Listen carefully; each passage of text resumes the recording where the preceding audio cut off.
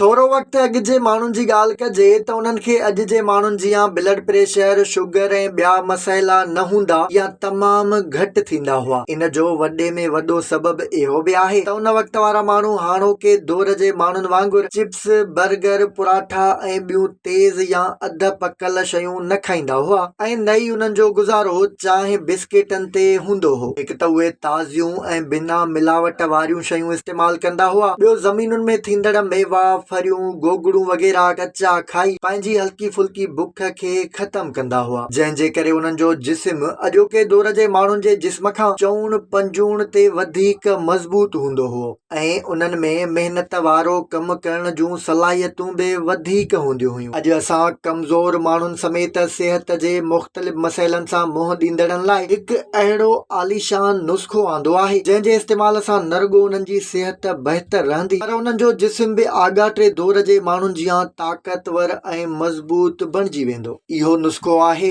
तिरनि ऐं गुड़ जो गॾियल इस्तेमाल। अछे तिरनि में calcium, protein, vitamin B, fatty acids ऐं ॿियूं मुख़्तलिफ़ मादनियात मौजूदु आहिनि, जन बाबति असां हिते केतिरा ई भेरा ॿुधाए बि चुका आहियूं। इन सां गॾु गुड़ बि जिस्म खे ताक़त ॾींदड़ बहितरीन खुराक आहे। गुड़ जो इस्तेमाल हाज़मे जे निज़ाम समेत मुदाफ़ियती क़ुवत वधाइण जो बि सबबु बणिजे थो। इहो ई सबबु आहे त अछनि तिरनि खे हिक जेतिरे मिक़दार में पीठल गुड़ मिलाए इस्तेमाल कजे त इहो मुरकिब सिहत ऐं जिस्म जे अनेक फ़ाइदनि वारो साबित थिए थो। इन सां जिस्म जी वाधू चर्बी ॻरंदी आहे, नज़र ऐं याददाश्त तेज़ थींदी आहे, रत जी खोट ख़त्म थींदी आहे, गोॾनि ऐं चेल्हि समेत जोड़नि जो सूरु ख़त्म थींदो आहे। सियारे जी मौसम में इहो मुरकिब खाइण सां खंघि, ज़ुकाम ऐं थधि लॻण वारी हालत खां बि बची सघिजे थो। इन सां जिस्म खे गर्मी मिलंदी आहे, जॾहिं त तिरनि ऐं गुड़ जा लॾूं ठाहे बि इस्तेमाल करे सघजनि था।